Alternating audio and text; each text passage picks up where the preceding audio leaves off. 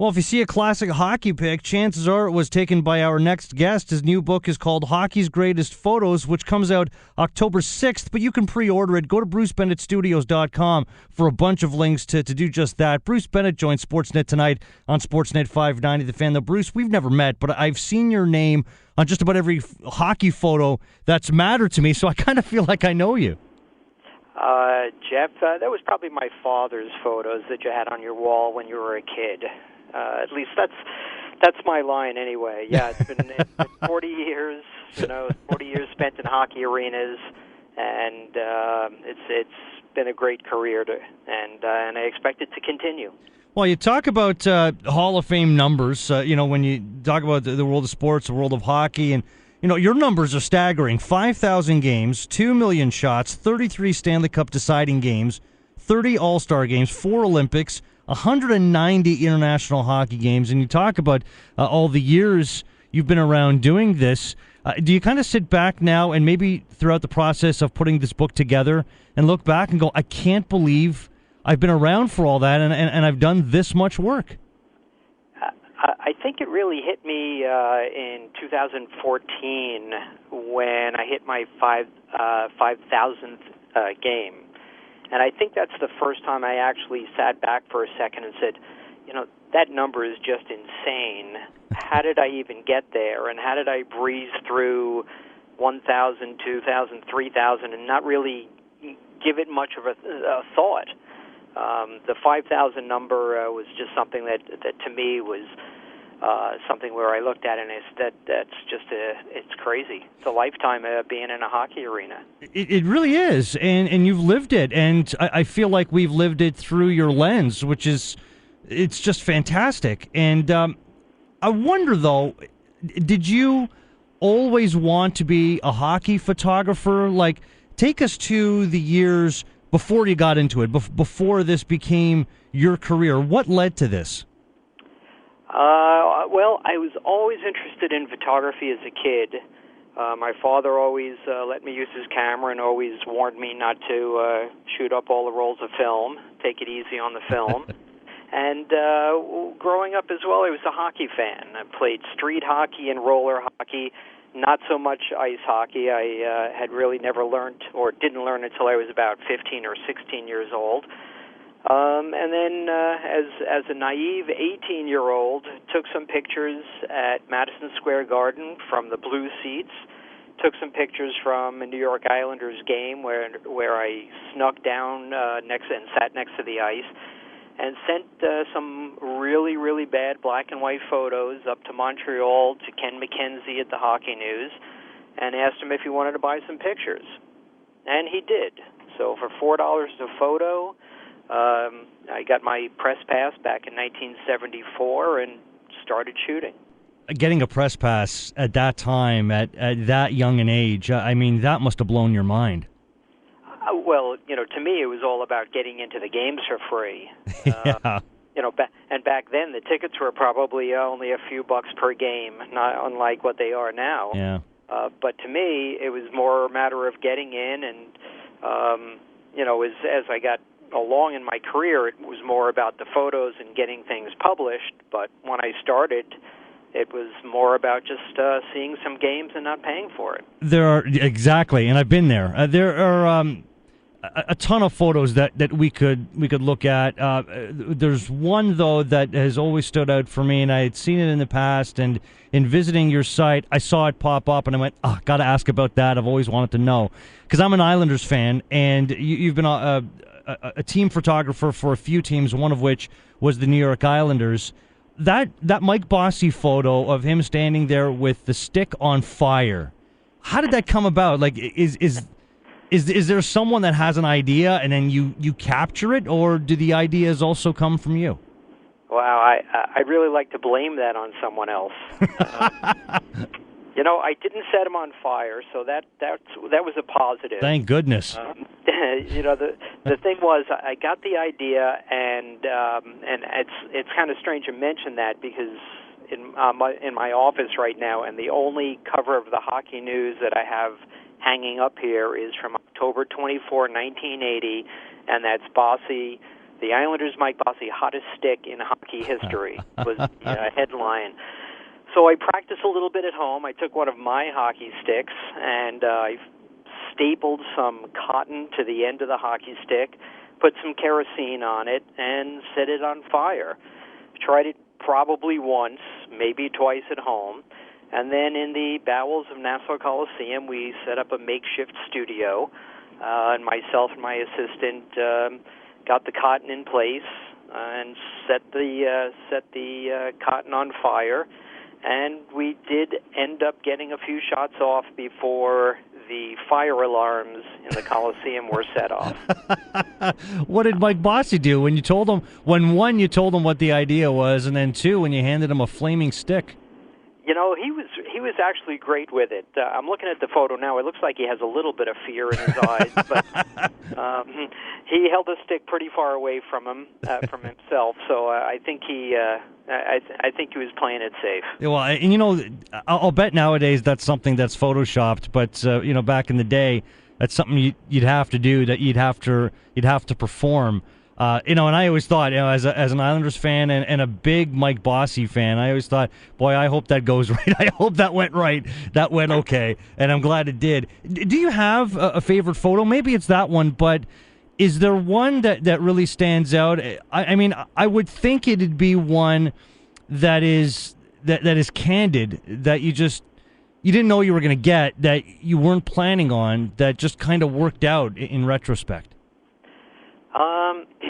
Well, I guess, you know, I get asked that question so often, and what's really strange is at some point I'll piece together all the interviews that I do, and I'll have mentioned a different favorite photograph in each one. I guess at this moment anyway, it was Denny Potvin giving one of his patented hip checks to Guy Lafleur at Nassau Coliseum. And that was back in the day of shooting black and white, slower motor drives. I don't even remember, 3-4 frames per second. And it was just a matter of Potvin at the right angle and Guy Lafleur completely perpendicular to the ice with his face resting on the ice. Wow. That's a favorite right now. Yeah, I'll ask you again next week. You have so many to choose from. And with hockey photographer Bruce Bennett on Sportsnet 590 The Fan, I'm Jeff Sammut. What were some of your biggest discoveries in terms of capturing the most candid shots? I'm sure there was quite a learning process in trying to position yourself in the right way, when to anticipate when something was going to happen, and I guess being a fan of the game had certainly helped. But was there something that you had learned along the way that you wouldn't have anticipated? I think that there were a few things that went into becoming a good sports photographer, and for me it was really experience. For most photographers, that's what it is. It's experience, it's knowledge of the sport, and instinct. And you can hone your instinct by getting more experience. So really, you know, when I was hiring guys in the early days when my former company, Bruce Bennett Studios, was in existence, we would hire guys and they'd shoot a hockey game and they weren't thrilled with what they shot. And I would tell them all the same thing. Go back and look at what I shot in 1974, 75, 76, and even 77. The players are small in the frame. There's a lot that's out of focus. The boards are crooked. And you make those mistakes, and you learn from them. And really, by shooting more and more, you become a better photographer. Well, and you have to do so many. I mean, your shots have to be on the fly. It would have taken, I would think, a lot of practice to be able to react quickly and to have all the elements in the right place. Well, it's definitely acting quickly. It's also, you know, paying attention to what's going on. These days you see a lot of photographers with their digital cameras, and what they'll do is they'll shoot a little bit of action, and then there's a play stoppage, and they immediately go and look at the back of the camera to see what they shot. Yeah. And what happens is when you do that, you miss the interaction. You miss the two players talking to each other at a face-off circle. You miss two guys looking at each other and basically acknowledging, okay, next, as soon as the puck is dropped, we're going to go. You can see what players are motivated, who's into the game. You look at the eyes, and you get a whole feeling of, you get a sense of the game and exactly what's going to happen, or a better sense of what's going to happen. And that's just really, that's a matter of staying focused, and I guess that's a pun intended, but really having your head in the game, just like a player would have their heads in the game. It's so funny because that example kind of mirrors life today, where people have to just look up and experience things as opposed to always be looking down at their phones. I mean, like you go to concerts or whatever, and you see people taking pictures and looking down at their phone and then tweeting them out and putting them on Facebook. Meanwhile, the event that they paid for is actually happening live right in front of them, and they're not witnessing the moment. And I think that's a great life lesson, is witness the moment so you can capture it. Oh, absolutely. You said that, and the season before at Nassau Coliseum, they tried a little experiment. What they did was, when someone got a penalty, they would make an announcement, a penalty has been called. And it was really bizarre. But when I talked to the events manager, he said, the problem is everyone is here, and they're on their cell phones, and they're mostly not paying attention. And so this was a way of kind of waking everybody up and say, hey, you may want to watch the game now because there's going to be a power play. Ah, interesting. So it was kind of cute.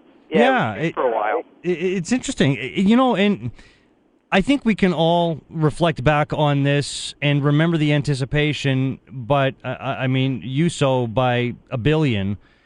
Do you miss the days, and maybe you still experience them, but do you miss the days where you take a picture and then you have to go and develop them and see what came out, as opposed to the immediacy of taking a picture and looking down and seeing what you captured? Oh, no. It's so much better now. Yeah?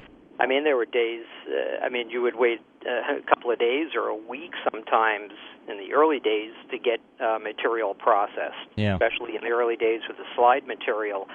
Now you instantly know that you screwed up and missed the shot.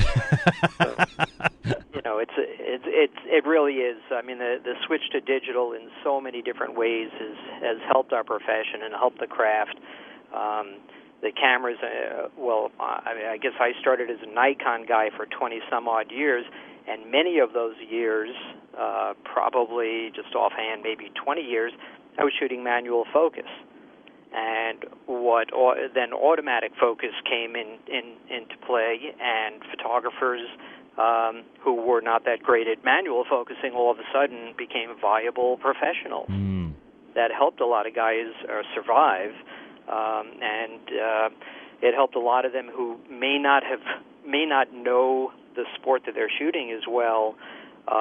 It allowed them to concentrate on the sport, not so much on the photography, because the automatic focus was taking care of a lot of that for them. Okay. You're so well regarded in the hockey community. I mean, you're the guy. You're the hockey photographer, and you've met so many people, obviously, shooting so many people, but, seeing on your site, you're taking a picture with Wayne Gretzky. There you are with Wayne. Have you made a ton of friends over the course of so many decades of doing this, like a Wayne Gretzky, where they know who you are, that you're the guy?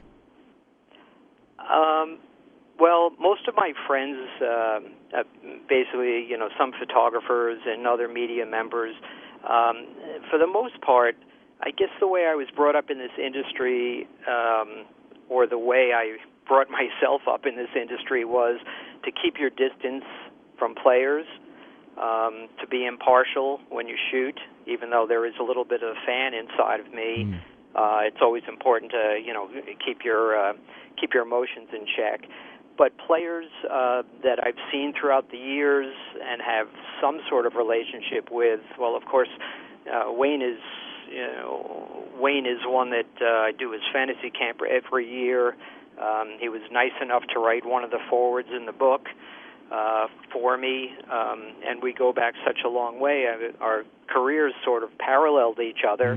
And I was there for so many of his big events.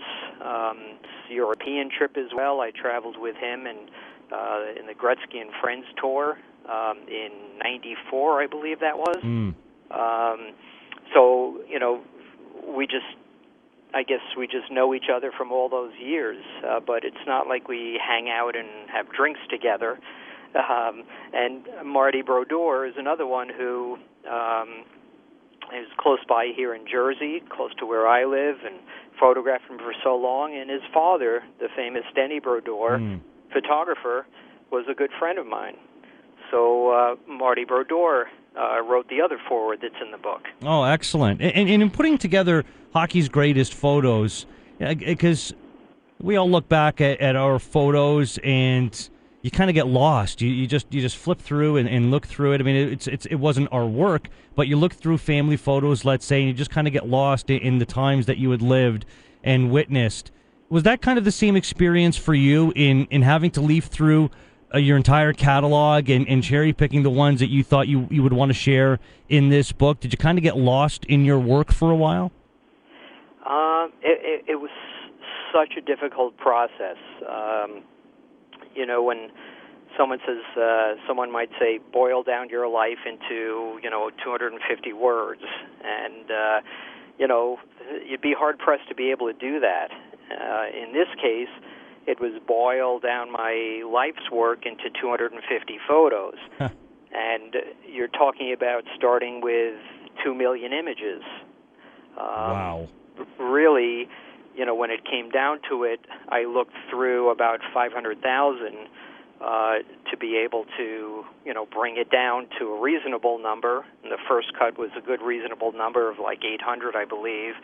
And then I had to go from that 800 down to 250 or so, or 220-ish, and then through this past season, as we were putting the book together, there were more that, I said, we have to add this one in and pull that one out, and it was a long process.